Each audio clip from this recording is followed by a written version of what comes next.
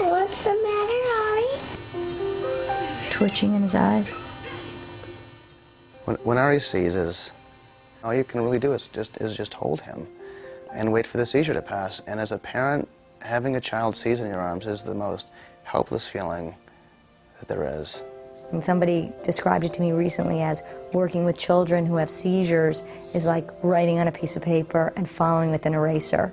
Everything you're imprinting in their brain, the eraser is just following behind and erasing.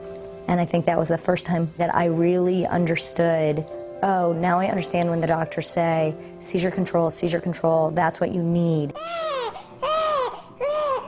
When I first started in this 30 years ago, most people believed that if a child had really bad epilepsy and did not do well developmentally, it was because something was wrong with the brain, and it didn't matter if you controlled the seizures or not. It is now the accepted idea that for many children, the seizures themselves contribute significantly and sometimes entirely to the poor developmental outcome. And minimizing or eliminating the seizures can have just a huge impact on long-term development. The difference between going to a regular school and winding up in an institution.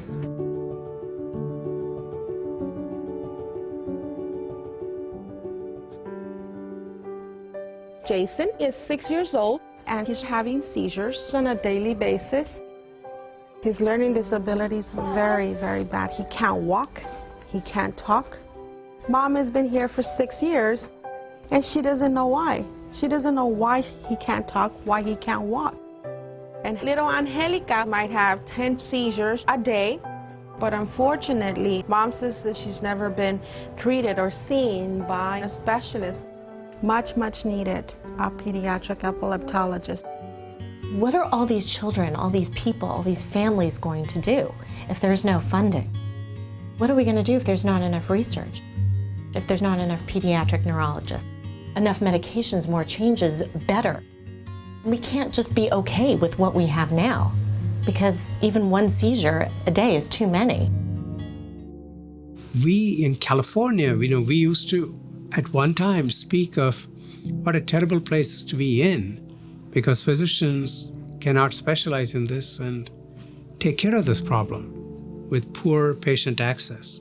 When I started here as a trainee, there were only 3 of us as faculty members in epilepsy.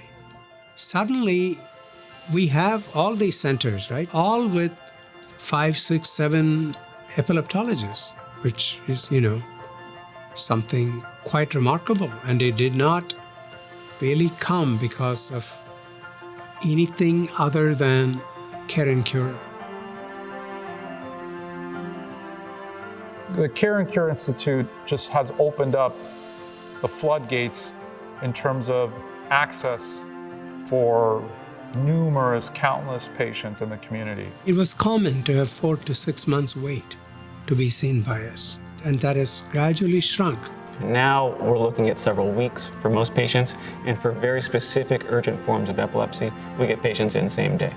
Care and Cure, it has allowed us not only to be responsive to the families and the children with epilepsy, but also to assemble top talent, world-class epileptologists that trained with us, often chose to stay with us, and when they didn't stay with us, many of them have populated neighboring institutions. They are placing an investment in graduating pediatric epileptologists at the precise moment when they need it most. I'm a second-year pediatric epilepsy fellow at UCLA now. This epilepsy fellowship was really one of the perfect avenues to align my interests. I'm happy to talk about King Keller and his family and how I met them. At the time, I had seen 5 different neurologists in town and nobody wanted to help us.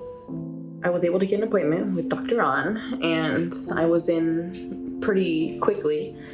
When I first met King on a Tuesday afternoon, one of my clinic days, his seizures were still uncontrolled.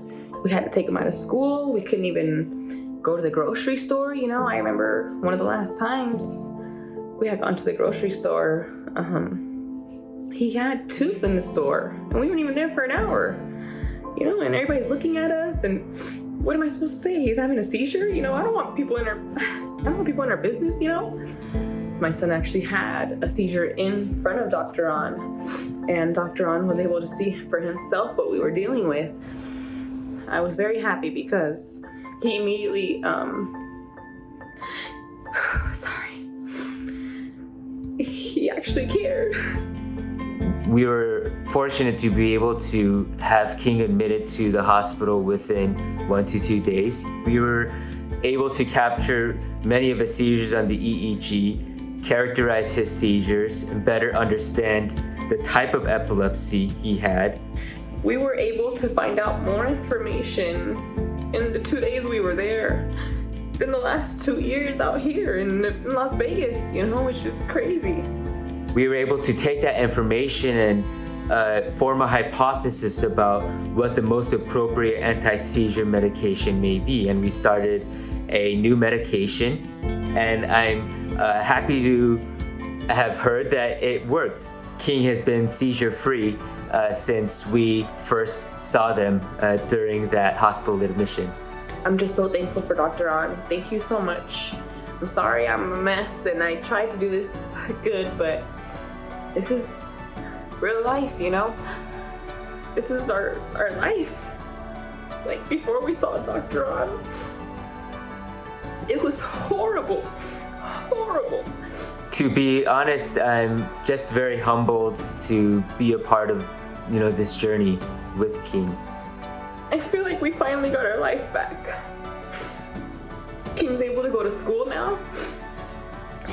It'll be almost 3 months seizure-free. He literally has not had a seizure since we have left the hospital. He has been seizure-free, completely seizure-free, and that's amazing, and I'm just very thankful. Seeing that positive response in patients is really what I do this for. It puts a smile on my face, and it warms my heart. The thing that has been the most helpful from Care and Cure is the resources have helped us markedly improve access for children with epilepsy. So there's a lot of need for us to continue expanding the epilepsy services, not just at CHLA, but in the community that we serve. So back in 2016, when we started forming and expanding the epilepsy services at CHLA, we used to see about 1,100 patients a year with seizures or epilepsy.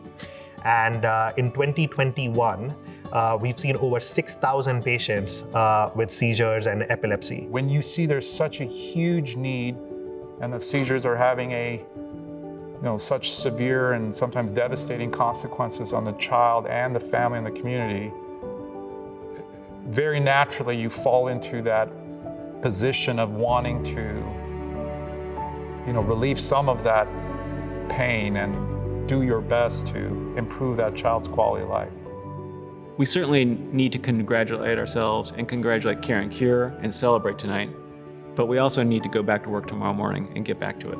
The most important thing that we need is more doctors, right? There's lots of patients in the community that have epilepsy, and the best treatment for those patients is getting them into a pediatric epileptologist, and there's not enough of us. Thank you so much. You have literally saved our lives.